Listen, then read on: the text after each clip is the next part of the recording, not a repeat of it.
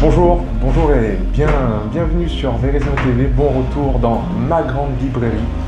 Aujourd'hui, je reçois non seulement une auteure, on va en reparler, mais aussi une chroniqueuse, une directrice de radio, une conférencière. C'est Nathalie Lefebvre. Nathalie, bonjour. Salut Pierre, salut à tous. C'est un plaisir de te recevoir parce que, secrètement, je suis un de tes fans. J'écoute tes émissions sur Radio Médecine Douce depuis un long moment, notamment avec notre ami, grand ami, 1m80 je crois, Stéphane Hérault. J'aimerais bien qu'on dise ça de lui. Et j'ai toujours été impressionné par cette espèce de forme de sagesse que tu as en toi, et malgré ton jeune âge. Et là, tu arrives avec un nouveau livre. C'est décidé, je m'épouse.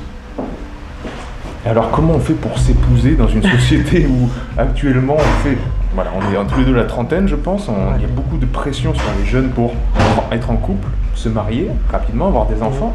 Et si on arrive à 25-30 ans sans être en couple et sans avoir deux enfants, on nous regarde un peu bizarrement, mais toi tu nous dis non, il faut d'abord s'épouser pour pouvoir épouser quelqu'un.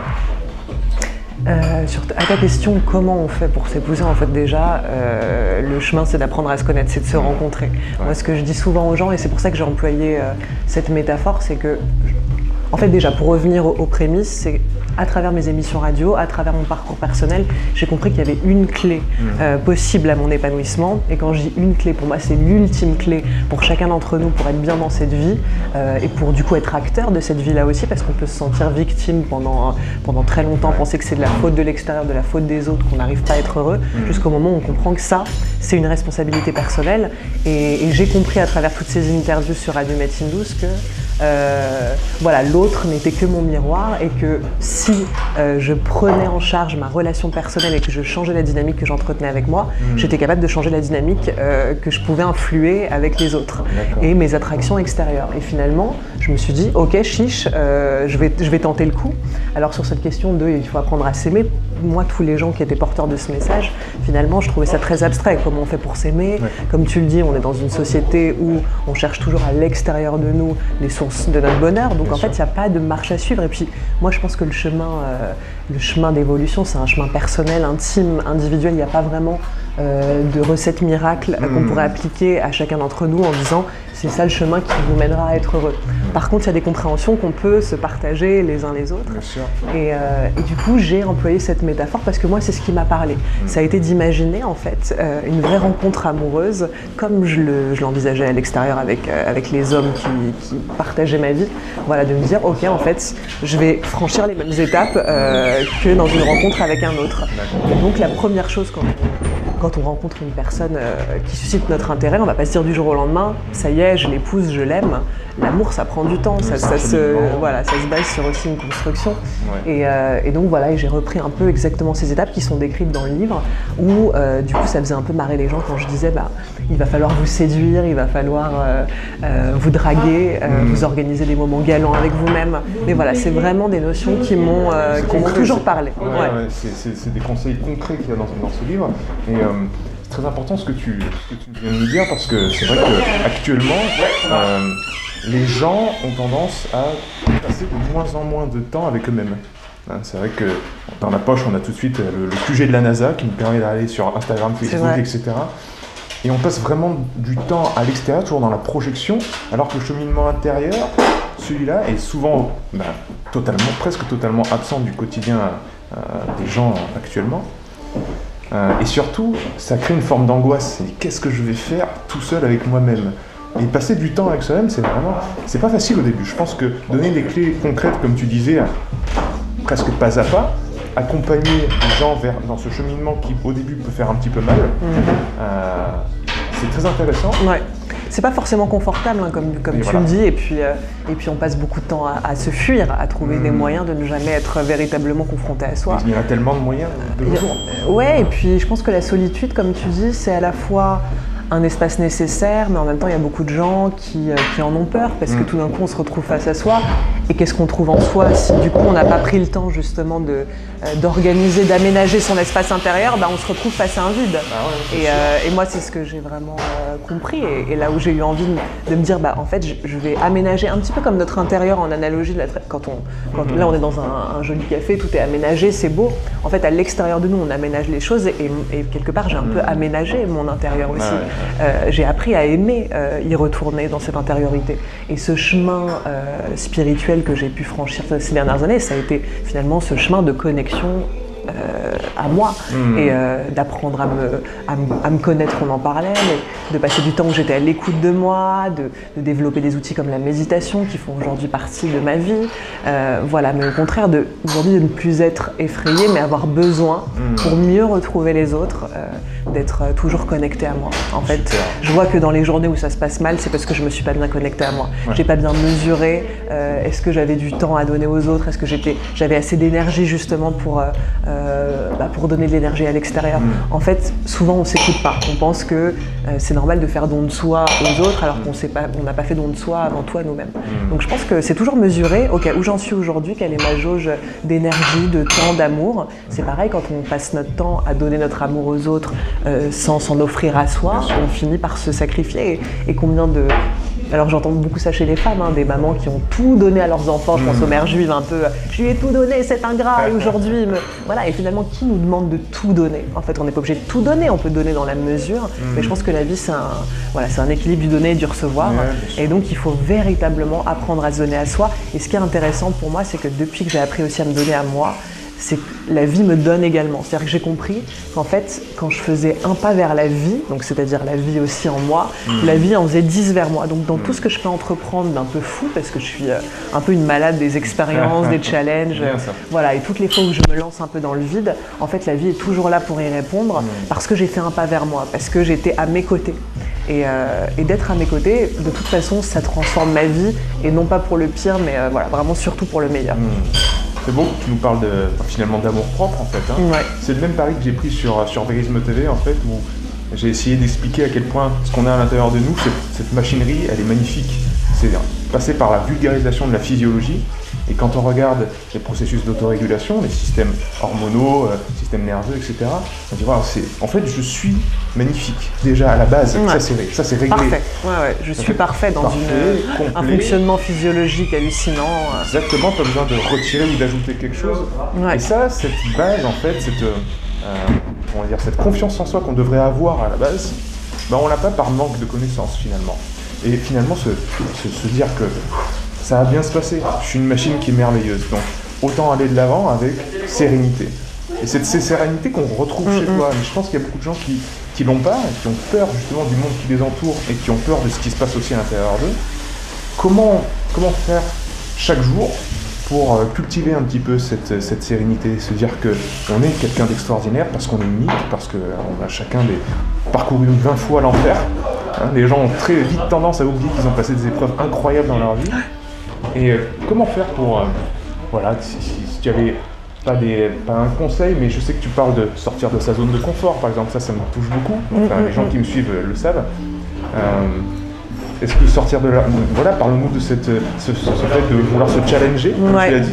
Ouais, je vais juste rebondir sur l'aspect sérénité, parce qu'en même temps, moi, je suis donc déjà une femme, et souvent les femmes, on est un peu mouvante, cyclique. Je suis vraiment tout feu, tout flamme, une grande passionnée. Donc le mot sérénité, il est à entendre dans le sens où je suis sereine avec moi parce que je m'accepte dans tout ce que je suis. Mais sereine n'inclut pas calme, tous les jours zen. Au contraire, je suis une boule d'énergie. J'ai 1000 émotions qui me traversent au quotidien. En fait, c'est ça. Mais comme je suis en paix avec tout ce qui peut vivre en moi, avec mes contradictions aussi, parfois ça enlève un poids aux gens quand je leur dis mais vous savez en fait on est tout et son contraire. On est contradictoire à longueur de temps et c'est ok. C'est-à-dire que c'est comme se dire moi j'ai envie de nourrir la lumière en moi, ça ne veut pas dire qu'on exclut l'obscurité et l'obscurité sera toujours bel et bien présente. Mais alors la première étape c'est l'acceptation. J'accepte de toutes ces polarités. Cela, etc. Exactement. Et après, je chemine sereinement. De toutes ces facettes. Vraiment d'être ok avec tout ça. Un petit peu comme une femme qui dirait je veux perdre du poids pour me sentir bien. Ça ne veut pas dire que l'idée c'est qu'elle ne perde pas de poids, mais c'est que d'abord elle se sente bien telle qu'elle est, et puis quand elle perdra du poids, ce sera encore mieux. Mais je pense qu'il y a, voilà, il y a beaucoup de gens, il faut qu'ils comprennent que l'acceptation, elle se base déjà dans tout ce qu'on est, et donc tu parlais d'une forme de perfection du corps, de notre physiologie, que tout fonctionne presque avec une magie, on n'a rien besoin de faire, et le corps nous transporte, nous transcende, enfin c'est hallucinant, et en même temps c'est une perfection de nos imperfections, c'est-à-dire de ce qu'on peut considérer entre guillemets comme nos imperfections, à savoir, voilà, comme on le disait, il y a tout et son contraire qui vit en nous, donc c'est déjà d'être ok avec ça. Moi je me prends pas la tête d'être une nana qui a peut-être envie de pleurer le matin et qui 2 secondes plus tard a envie de se marrer, et voilà, je suis mouvante en fait, et depuis que j'ai accepté ça en moi, déjà je culpabilise plus, je me fais moins la morale, j'accepte beaucoup mieux les autres, et c'est vrai que on parlait de devenir responsable de son bonheur, de prendre en charge son bonheur, ça a été un vrai déclic dans ma vie. C'est-à-dire de plus attendre que l'homme qui partage ma vie, mon métier, des circonstances extérieures m'apportent le bonheur, simplement d'être bien avec moi. Et pour développer estime et confiance en moi, j'ai eu une clé, ça a été de me mettre le plus régulièrement possible au challenge, voilà, de tenter des choses auxquelles je ne suis pas habituée, et à chaque fois de me réinventer et de poser un regard sur moi qui puisse être différent. Un petit peu comme quand, je sais pas, des gens autour de nous, nos amis, la personne qu'on aime nous surprend, souvent ça alimente l'amour qu'on a pour elle.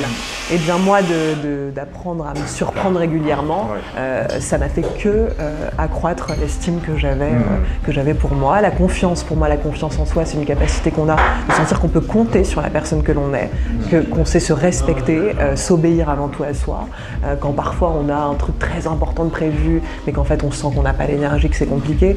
Voilà, moi je pense que c'est bien à certains moments d'apprendre aussi à dire non, autant que d'apprendre à dire oui, et puis de se lancer, c'est-à-dire de ne pas attendre d'être parfait. J'en parlais avec une amie qui veut lancer sa société, elle me dit oui, mais j'ai encore tellement de choses à apprendre. Je lui dis oui, mais tu sais, tu n'as pas besoin d'être experte pour te lancer finalement dans cette aventure. L'expertise, tu la découvriras au fur et à mesure de tes expériences. Donc c'est ça aussi, c'est que les gens ils attendent beaucoup d'arriver à un certain stade pour se lancer, mais en fait on s'en fout. C'est-à-dire qu'il faut se lancer avec encore le terrain d'apprentissage que l'on a, mais voilà, et je prends cet exemple parce que récemment je me suis inscrite à des cours de danse hip-hop. J'ai toujours dansé, mais j'ai jamais fait de hip-hop, donc j'ai intégré le cours en cours d'année. Forcément, je suis pas du tout aussi bonne que les autres, mais c'est pas grave. Je suis pas en train de me juger, je suis pas en train de me dire bon bah voilà, ça sert à rien, n'y va pas, t'es qu'une merde. Enfin, tout ce qu'on pourrait se dire à l'intérieur de soi, c'est que je m'y accroche, je prends des cours particuliers à côté. Enfin, voilà, c'est un véritable engagement. Pour des gens, ça pourrait être quoi, des cours de danse hip-hop, mais pour moi, c'est important. C'est mon engagement de cette année, c'est de me dire bah je vais découvrir ce nouvel art et j'ai envie d'aller jusqu'au bout et de me donner les moyens. Mais ouais, on sent bien que la plénitude de toute façon est toujours sur le cheminement et pas dans le but et l'objectif à atteindre. Complètement. Là, tu le fais, mais tu t'éclates dans l'instant présent. C'est ça. Et ça vaut tout l'or du monde. Tout à fait. Et en acceptant l'imperfection qui y est rattachée. Mais en fait, j'y prends du plaisir, donc je crois que c'est ça aussi la jauge et ce qui est le plus important. Raison, voilà, X ou Y. Alors, on a parlé du livre, c'est l'aboutissement de 9 ans, je crois, de Radio Médecine Douce, c'est ça? Ouais, c'est ça. Donc, c'est Radio Médecine Douce, tu as croisé le parcours d'énormément de gens qui sont venus en tant qu'invités. Tu as eu de nombreuses émissions avec notre ami Stéphane Hérault. Que j'aime énormément. Et oui, on l'aime tous. Qui n'aime pas Stéphane Hérault? Non mais c'est ça, c'est le truc, c'est qu'il est presque chiant parce qu'il est universel le mec. C'est clair. Il est là, bon, d'accord. Non mais je sais pas comment on pourrait ne pas le kiffer. Trop parfait, Stéphane. Trop parfait. Peut-être ce serait ça son défaut, trop parfait. C'est ça. Non mais... ouais, beaucoup d'interviews, beaucoup d'années. Ouais, je pense que ça t'a énormément influencé évidemment. Et avec cet apport que Stéphane fait au niveau du yoga, au niveau de l'Ayurveda, etc., comment... il arrive toujours en me disant c'est génial votre complémentarité parce que vous dites les mêmes choses mais avec des mots différents et ça ouvre des nouveaux spectres de compréhension comme ça.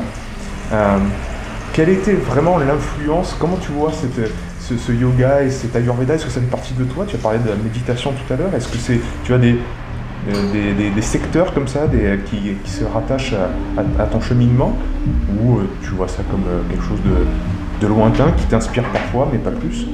Moi, souvent, un petit peu, je fais mon marché. C'est vrai que c'est un petit peu comme dans les rencontres. Je pense qu'on doit prendre le meilleur en chacune des rencontres que l'on peut faire.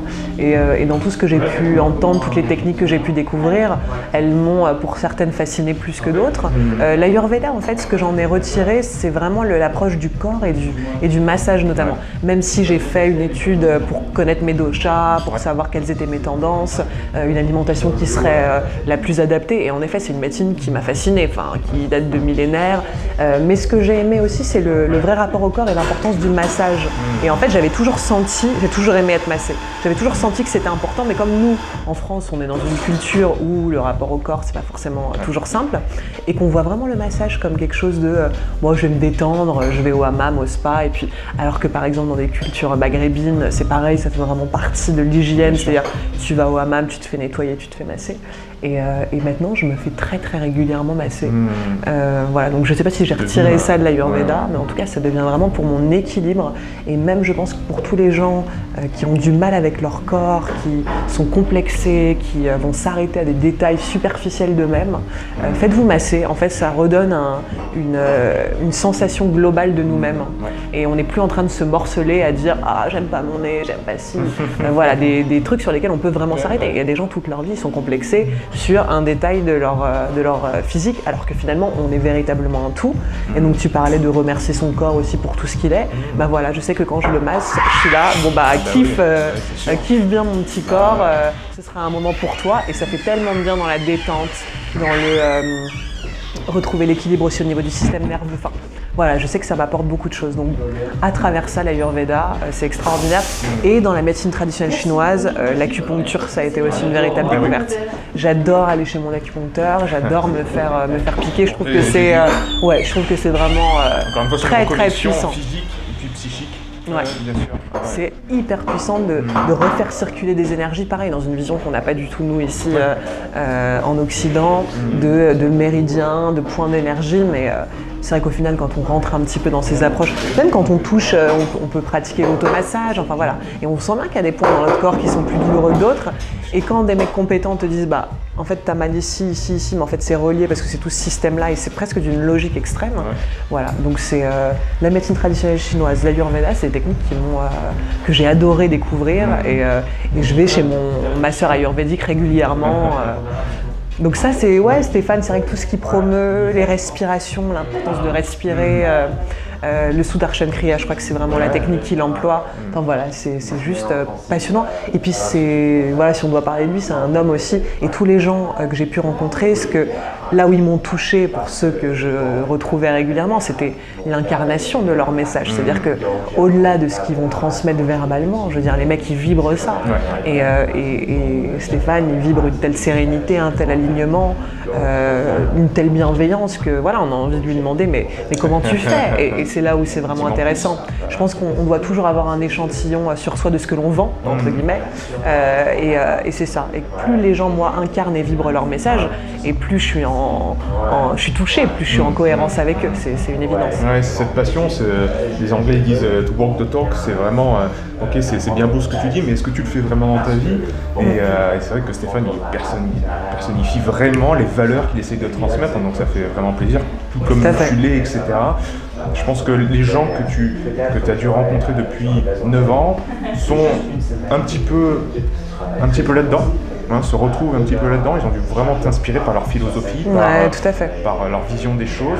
Et là, tu nous parles évidemment d'amour propre avant tout, mais c'est sans doute une forme de synthèse aussi de ton parcours actuel. Ouais. Il y a aussi une vraie expression de moi, de mon parcours, de ce que je suis. Je suis très entière en fait comme personne, donc en général quand on me côtoie, quand on me connaît, ou les auditeurs qui peuvent m'écouter savent ça de moi, c'est-à-dire que je me dis beaucoup au monde en fait, sans peur d'être jugée, de ne pas être aimée. En fait, j'ai dépassé ça, c'est-à-dire que je dirais pas que je m'en fous du regard des autres, mais le regard de certains autres va m'importer, mais pas de tout le monde. Et donc il y a plein de gens dont je suis complètement détachée de ce qu'ils peuvent penser, et parfois je me dis qu'ils me mettent sur un piédestal que je mérite pas, ou qui me critiquent de manière virulente. En fait, dans les deux cas, c'est pas grave, ça parle pas de moi, parce que Voilà, c'est des gens qui ne voient que certaines facettes de moi. Donc en fait, d'être détaché de ça, ça libère. Il y a beaucoup de gens qui me demandent mais comment tu fais pour donner l'autorisation de tant de choses? Simplement, en fait, j'ai pas peur de ce que les autres vont en penser. Et ça déjà, ça permet une mise en action beaucoup plus simple. C'est vrai que d'écrire un livre où on a comme titre « C'est décidé, je m'épouse », c'est peut-être, certains me disent osé, insolent, et en même temps c'est ce qui fait sûrement que ce livre se vend aussi bien, c'est qu'il est le titre déjà en tant que tel, voilà, parle du sujet, quoi. Déjà rien qu'avec le titre, on se dit ok, on a compris le message. C'est sûr.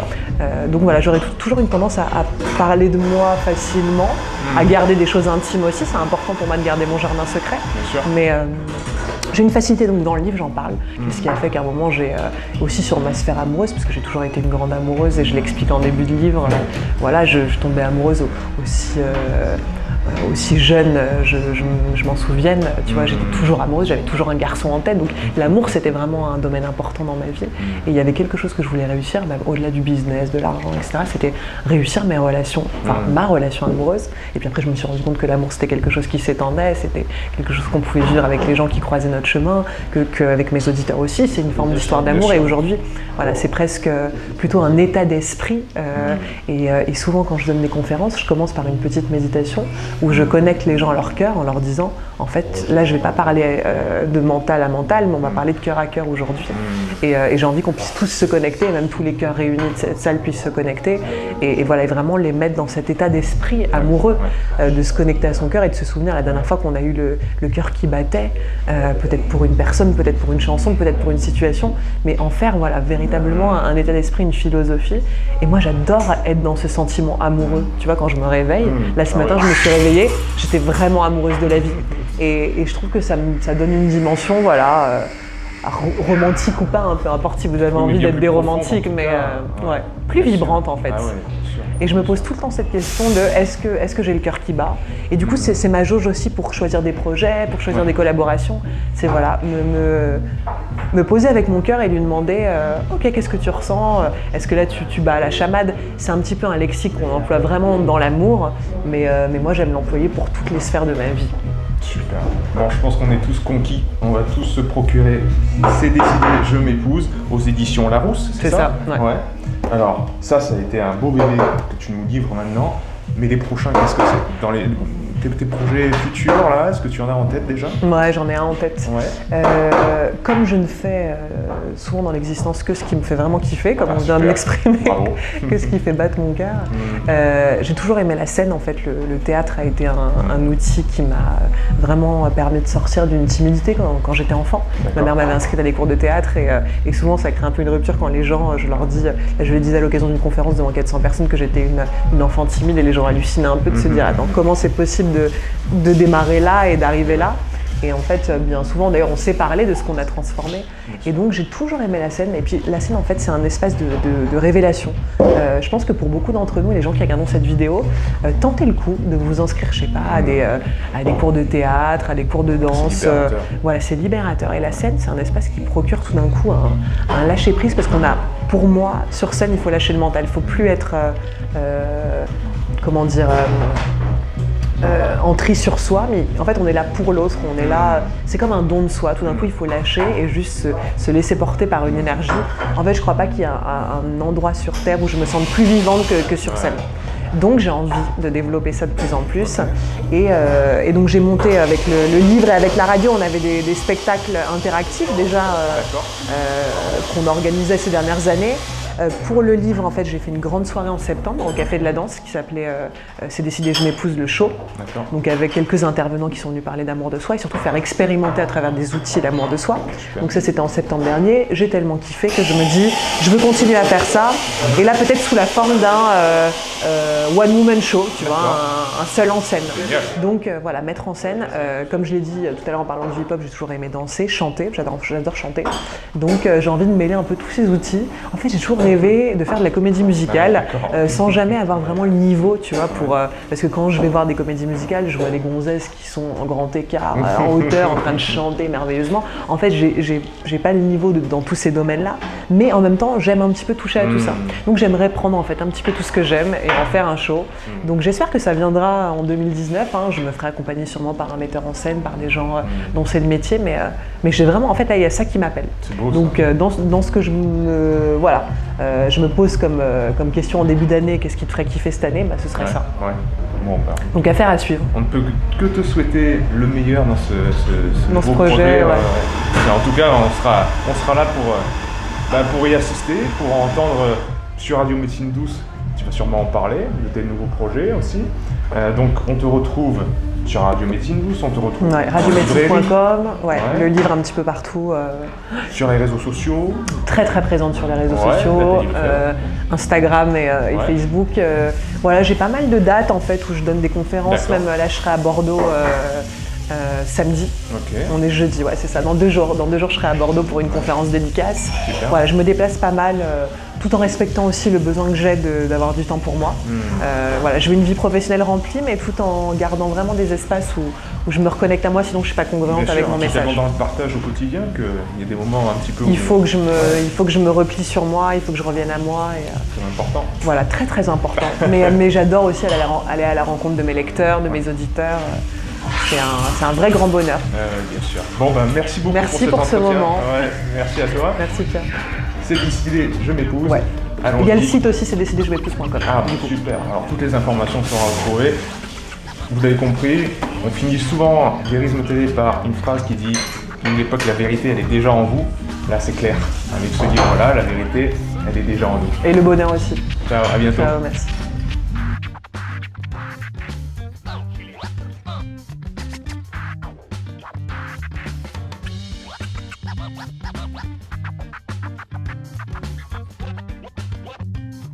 Прошу вас расстегнуть воротничок и ослабить пояс. Ноги соединены.